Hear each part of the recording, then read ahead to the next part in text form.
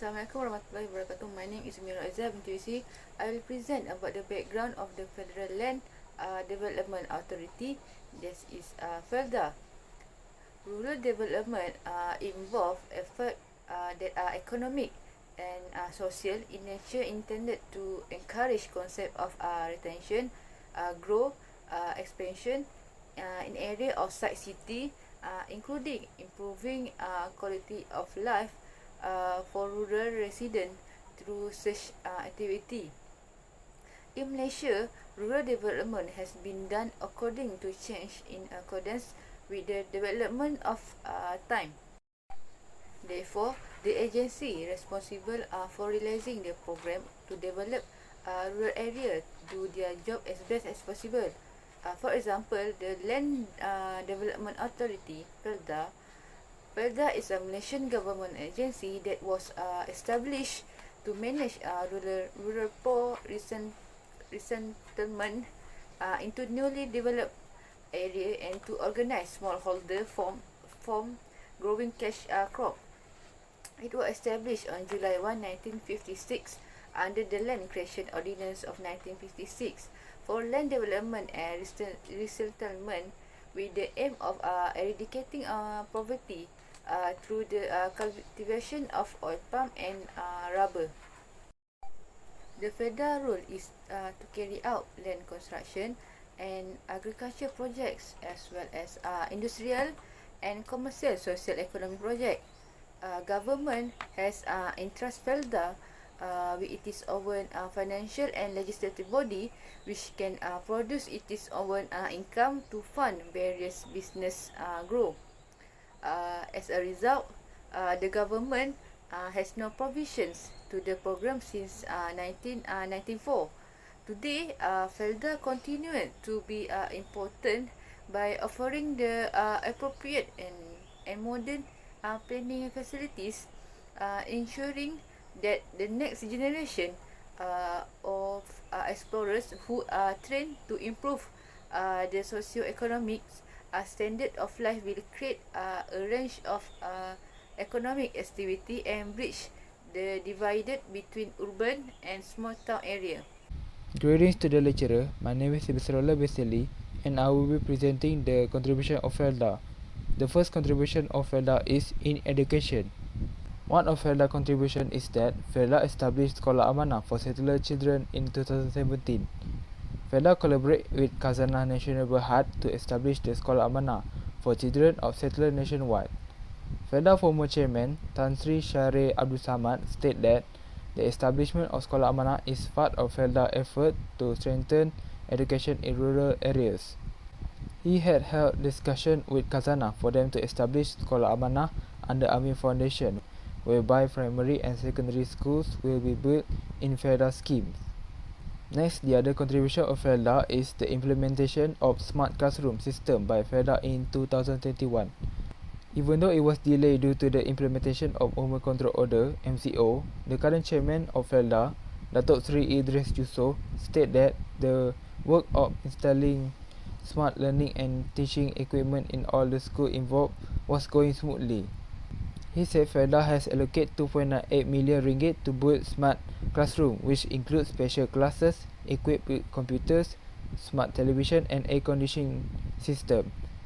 He said that the implementation of smart classroom was to increase the digital education and learning standard of rural students. Another contribution of FELDA is FELDA provide free tablet to poor family in Besut. Datuk Seri Idris Yusof, who is also the Besut Member of Parliament (MP), state that 200 secondary and primary school students from poor family in Besut Parliamentary District will receive free tablet assistance. He said that this tablet will be distributed to the school with a total allocation of approximately 100,000 ringgit, of which each students in primary school will receive 3 tablets and each student in secondary school will receive 4 tablets. He said that this is his effort to address the issue of online learning in impoverished families who do not have the necessary devices. The second contribution of FELDA is community. FELDA has made many contributions to their community. One of the contributions is FELDA had collect 1.1 million ringgit as an effort to ease the burden of the settler and their family due to the implementation of Movement Control Order (MCO) in 2020. Malaysia FELDA Youth Council (MFYC) President Muhammad Fazil Hassan stated that the donation benefit 28,000 FELDA settlers, each of whom received necessity worth RM40. He also stated that the FELDA Board of Directors also approved the FELDA Settler Advisory Community application to distribute basic necessity worth RM5.6 million to 112,638 settlers across the country. The other contribution of FELDA to the communities is FELDA established Pusat Pemulihan Dalam Komuniti (PDK).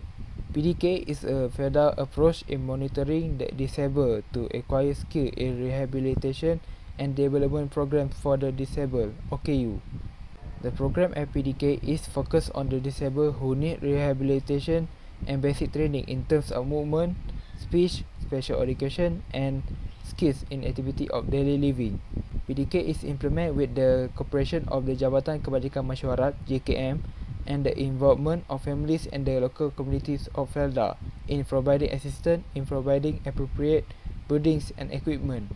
As a government agency that plays a role in community development, FELDA has provided an annual allocation to fund PDK teachers, allowance appointed by FELDA and assistance, provide equipment and learning aids, transporting assistance for disabled, repair or construction of PDK building, and courses or talks for educator and OKU. That's all for my presentation. The other contribution will be presented by the other presenter. Thank you. Assalamualaikum warahmatullahi wabarakatuh. My name is Nair Natasha binti Muhammad Zaiki and I am for presenter. I will continue and present about contribution of the Federal Land Development Authority, which is FELDA. Another contribution is socio-economy. To improve the socio-economic status of about 112,635 settlers nationwide, the Federal Land Development Authority FELDA will launch the Settler Development Program, which is PPP. The initiative proved that the government was always aware of the needs of settlers as well as steps to restore FELDA reputation and performance. Through this program, harvest can be produced with a short period of time and has the potential to generate cash flow quickly and consistently. It provides income in the uncertainty of uncertain palm oil price. Increase their side income at least 300 to 400 a month. FELDA is also in talk with other government agencies, cooperative and major private sector players, including agro-business leaders, to become the strategic partner of the FELDA program. Process of reviewing the amendments to the Act and regulation related to FELDA Baharu model. The last contribution of FELDA is FELDA service. The service provided by FELDA is a home enlargement loans to rebuild and renovate homes in the lands of the plans. Loans are considered to qualify settlers with total of 10,000 until to 4,000 ringgit. This no interest bearing loan is open to eligible settlers and is no more than 50 years old when the loan is approved. Service charge of the loan is 2.5% and maximum repayment period is for 5 years. In 2020, housing loans applicant to the FELDA New Generation Housing Scheme, which is TGBF, will enjoy some easing conditions for agro-banks, including lower interest rate. Agro-bank able to provide the flexibility of loan term as well as offer lower interest rates. Another service provided by FELDA is welfare funds. The funds were introduced in July 25th with a fund of 500,000 ringgit to assist settlers who suffer from the chronic disease, overwhelmed with natural disaster, and settlers who need health aid. That's all. Thank you. Assalamualaikum and good evening to Madam Hazaria Yais and to all my friends. I will continue this presentation, but before that, thank you to Sylvester and Nur Irene on your clear explanation on the contribution of FELDA. I will continue this presentation on the next point, which is the challenge that need be faced by FELDA in development of rural area. But before I start, let me introduce myself. My name is Nurul Nabiha binti Azman, and I will go through on the challenge that be faced by FELDA in development of rural area. But before I start, Let's we see on the key element, that main challenge that may be faced by FELDA in development of rural area. Okay, the first one is lack of resources. As we can see, FELDA play an important role in rural growth in the new age of globalization. This is consist with further position and motivation for being established in the first place. The Federal Land Development Authority FELDA was founded as an agent to the implement of rural development and poverty and the close the economic divided between races. In general, FELDA have been effective in raising the social economic condition of the target population by allowing land plan to be open. FELDA also promotes social economy and development policy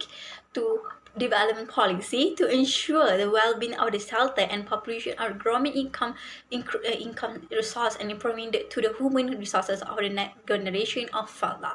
As we can see, loan for social economic growth to the shelter are infinitely beneficial to the FELDA community, especially in terms of improving the quality of life. However, since the community, especially in terms of improving since FELDA loan collection scheme is quite less reasonable, the collection of such loan repayment cannot be effected. Therefore, FELDA has experienced lack of resources, which make the development in rural area impossible. This clearly presents a significant challenge to FELDA leadership in developing a rural area. FELDA and SELTA have played an important role in ensuring the land policy implemented successfully. This is one of key elements that need to be faced by FELDA because of lack of resources. They cannot do a development in the rural area. The lack of resources is because of the community cannot repay the loan that they take from the FELDA. So FELDA don't have any resource to make any development in rural area. So this is one of the challenge that be faced by FELDA in order to development in order to make a development in rural area. That's all from me. Thank you. My name is Nurul Izzah binti Mat Salihuddin and I'm the last presenter. I will continue to the next challenges encountered by FELDA in development of rural areas is an environment that is not conducive due to the old trees. FELDA plans to replace the ancient trees on the area have been in the works since 1983. In 1994, reforestation activities covered a total of 53,524.1 hectares of land and 17,293 settlers. The socio-economic state of the FELDA group vary from one place to another. This situation is impacted by the age of the developed region as well as the type of crop. The settler's income is defined as the proceeds from the selling of farm products. However, the result of the study on the average monthly income received by settlers differed between researchers. This is because the average monthly income of the settlers in example farm yield is greatly influenced by factors such as the type of crop, market price, how long the trees have been planted, and the season of the year. The yield of the farm is also influenced by the fertility of the soil, the cooperation of the settlers in a block of plants, the age of the settlers, and the generational factors that operate the farm. The link between the willingness to help and the initial effort is represented by the second generation of settlers. For oil palm plant lands that have not yet produced yield, settlers' income is approximately Rm107 ringgit per month. For three age ranging from 5 to 9 years, settlers' income is approximately Rm4035 ringgit per month, and for three age ranging from 9 to 14 years, settlers' income is approximately Rm246 ringgit per month. Reduced and burdened revenues, including payments of settler arrears 10 to 25 years, have retrapped them in poverty. This income of settlers varies from region to region. The economic disparities among these settlers will have an impact on the income distribution.